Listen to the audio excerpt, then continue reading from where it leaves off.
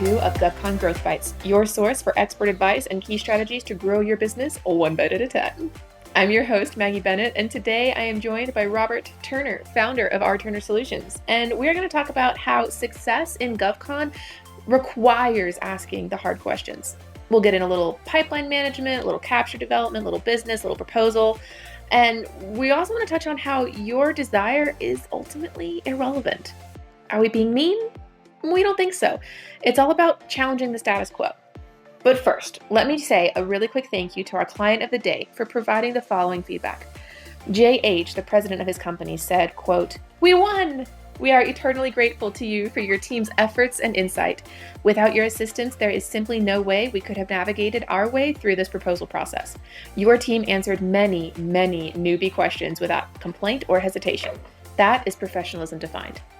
Well, thank you so much. We are thrilled to have worked with you. We are excited about your success. And with that, let's get into it. Robert, greetings. Welcome. Maggie, glad to be here. So glad to have you back.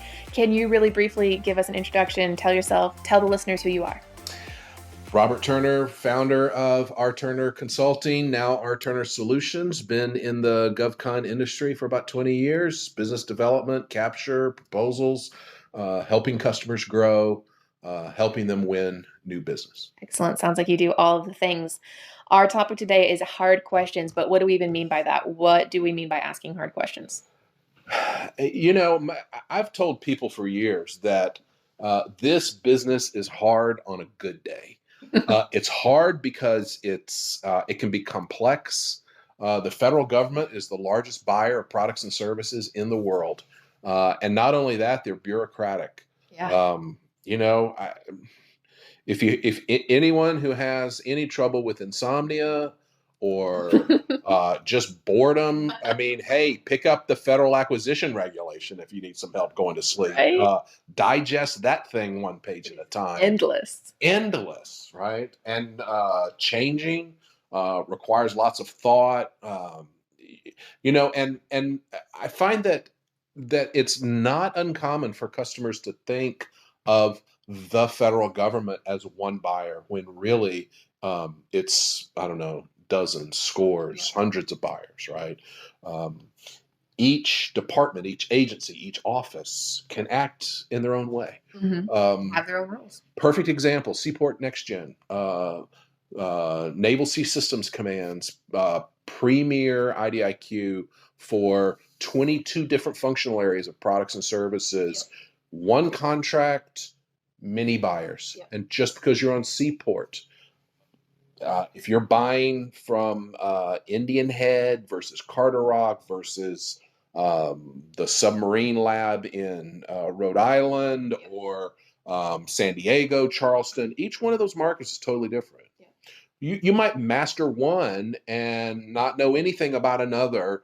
You can't assume that, oh, well, I was great over here, I'll be great over there. No, ask yourself the hard questions. How am I going to win in those markets, right? So the complexity requires that we ask hard, sober questions to make sure we're maximizing our investments. Absolutely. It sounds like with that kind of scale and that magnitude of departments and offices and subcategories of everything, that there's going to be a lot of bureaucracy, a lot of red tape, a lot of moving pieces, and a lot of differences from one contract to the next. And just because you're good in one area doesn't mean you're going to succeed in the other. And you have to really analyze that and ask those kinds of questions. That's right, Maggie. I think that's a good way to put it. And I think, moreover, we have to ask ourselves,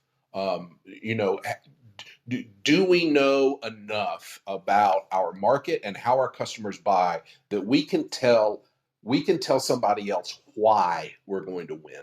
Absolutely. We can't just hope. We can't just write the proposal. We can't just do what everybody else did and expect to get good results. Yeah. And I think that's where we can circle back to that idea that our desire is not entirely ultimately the only relevant thing.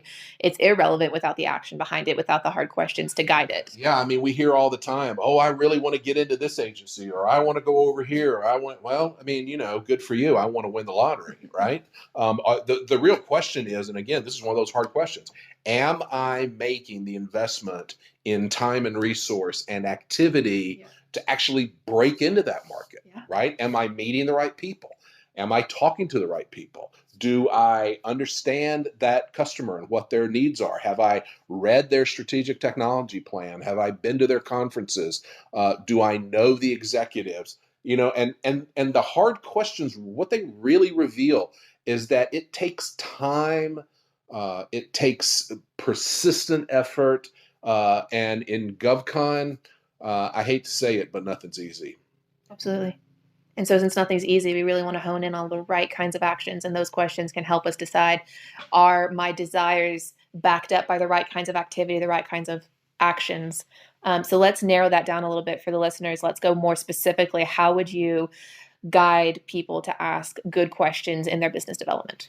Right. So you're qualifying an opportunity. You've got something that's come out of your pipeline. You're talking to folks in industry and in government. Maybe you're building a team to go after a particular opportunity. You need subcontractors. You need consultants. Well, are you teaming with your friends? Are you teaming with folks that you know already because you know them and yeah, they like you and oh sure, I'll join your team, it's no problem. Well, I'll tell you the problem. They don't have past performance in this customer doing this work. How are they increasing your P-win except they're just another friendly face to go have lunch with? Yeah. Right? Is that the easy button? Or have you built a team with the kind of past performance that it takes to compete in this market and to differentiate yourself? Well, that takes work. That requires making cold calls, talking to people that you don't know. That requires really understanding why you can win versus somebody else. Those are hard questions. Absolutely. I think it's really easy to work with people we like and work with people we're familiar with and not always ask ourselves, is this the most strategic decision to get the kind of business growth that I'm looking for? How would you then take these kinds of questions and into the capture world? Right. So, capture managers are really distinguished from business developers in that they're dealing with the strategic elements of a bid, really seeking to build that network of teaming partners, consultants, understand the customer, understand the market, really dig into and really uncover problem areas that need to be solved. Right. Well, it can be risky to bring up a real obstacle in capturing a deal. If you're a capture manager in a large or small company, you're out there in the marketplace, you're talking to people, you're uncovering both opportunities as well as challenges. Well, a lot of times it takes courage to present those challenges in the right way to your leadership and to your senior management, because they're going to ask what you're going to do about that. Right. So those are hard questions. That's the risk element in this business. This business has risk everywhere you turn. And you don't help yourself by avoiding the risk, right? Really, I encourage folks, lean into the wind, take that risk, ask yourself, can I overcome that problem? Can I really win this deal? And if your senior leadership has said, win that deal, come hell or high water, well, okay, how are you going to do that? When you find a real obstacle, do you need help with some innovative solutions? Do you need to meet new people? Are you are you uncovering ways to scale that wall, even though it might be high, right? And really push through. We're in a future podcast episode. We're going to talk to a friend of mine, Steve, who had to learn or had to solve the problem of how he was going to win lowest price technically acceptable contracts when his company's wrap rate was way over 1.8. You might look at that and go, that's impossible. Well, it's not impossible. It's just hard. It's just hard. Absolutely. It sounds like, especially in that capture manager role where you want to be liked, you want to be an encouragement to your team and to your company, you want to do all the things, but then you really got to ask, is this going to be successful? Is it going to be possible? And if it needs to be done, how am I going to do it? and how are we going to move this ball forward, and not just live in that daydream land of, oh yeah, we can absolutely win all the things because we are great. That's right. That's right. I mean, honing in on and identifying your specific technical capability that you actually own, and then also identifying the things that you don't do well and looking for ways to overcome those weaknesses. There are ways to do it, but you have to ask yourself those hard, sober questions, and you have to be willing to really deal with reality, right? You can't just create the dream. You actually have to build it. Absolutely. I know a lot of the places that we see a lot of dreams come together are in pipelines. We see a lot of dream bids, a lot of fantasy acquisition opportunities, a lot of things that we can say, oh, wouldn't that be nice? I really want this, want that. So, how can some of those hard questions be applied to the pipeline? Right. So pipelines are the lifeblood of any GovCon services provider. Right. Your strategic investments, your business development investments, the proposals you're going to write always tie back to a pipeline opportunity. But pipelines are not static. You don't build them in. I mean, the fiscal year turns over in October. So let's say by Halloween, you've already built your pipeline for the next fiscal year. Well, you can't just use that same pipeline in its current October state in April if you haven't revisited that thing. What's changed? Has that bid been canceled? Has that bid been pushed to the right? Has it changed from unrestricted to small business? Has there been a change in leadership within your customer? Pipelines need to breathe. Not every opportunity is winnable. Absolutely. It sounds like they're very much that living organism that needs to be tended to and cultivated. And does it have the right sunshine? Does it have the right amount of water? And did I look into it? Have I weeded out the bad apples? Have I That's taken right. care of Well, it? and moreover, right, all of us only have so much time, right? Somebody added up the number of hours we have in a week or a month or whatever, right? There's only so many.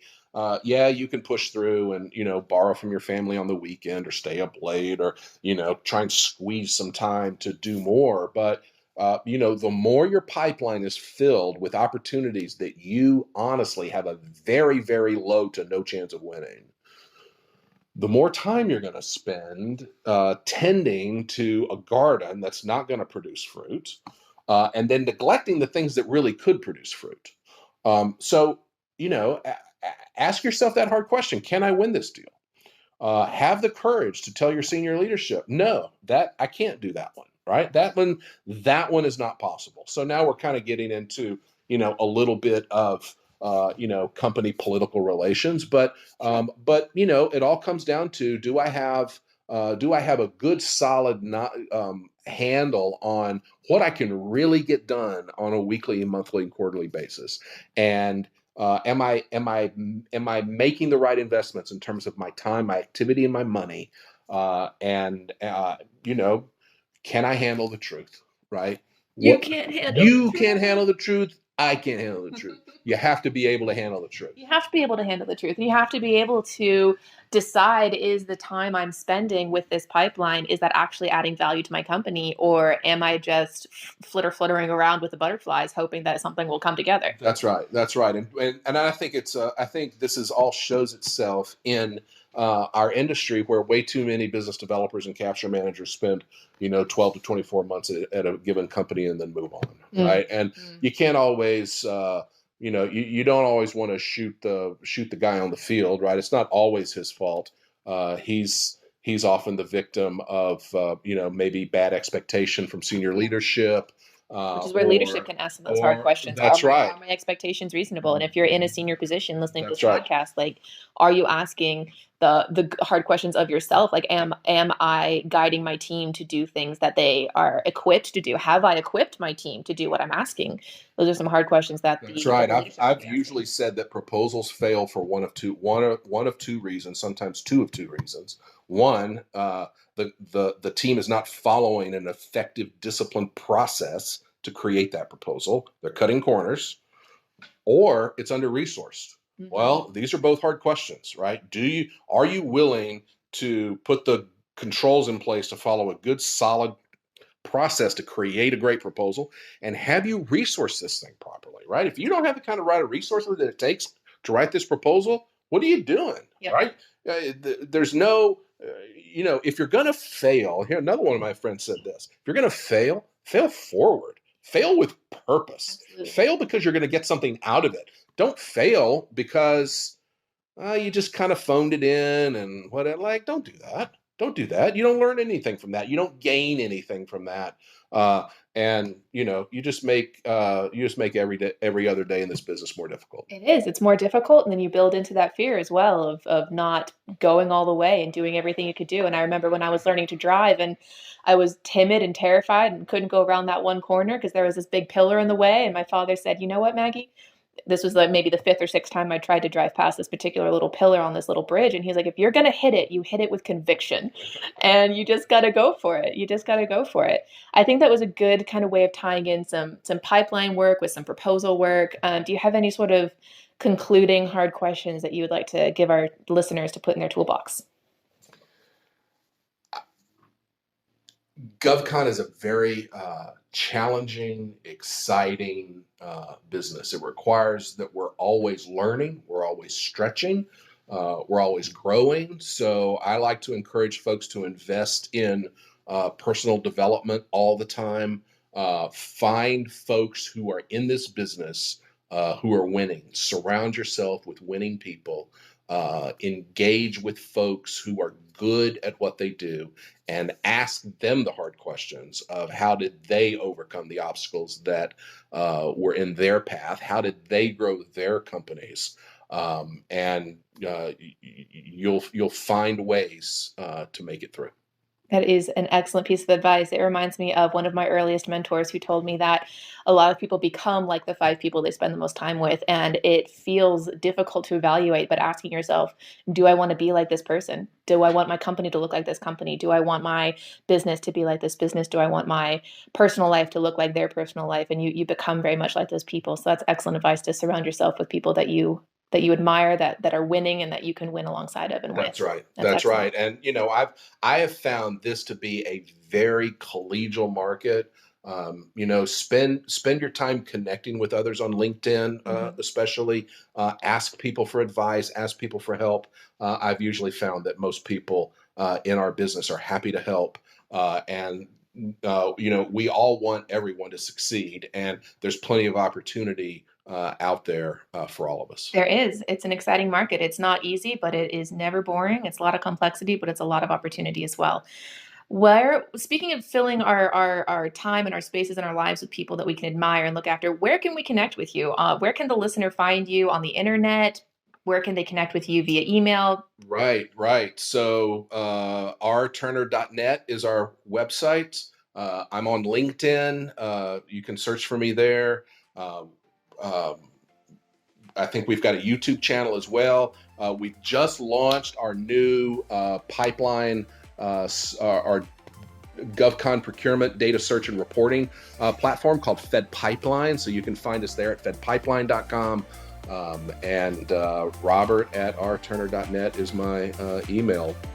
Really look forward to hearing from our listeners. Excellent. So just to recap, we've got rturner.net, we've got fedpipeline.com, we've got Robert at rturner.net, and you can find me, your host, on all sorts of social media platforms. If you just look for rturner on Twitter, on LinkedIn, we've got all kinds of fun things happening. And with all that fun shenanigans, let's call it a day. Get back to work. Let's go. Thank you, Maggie. Thank you, Robert.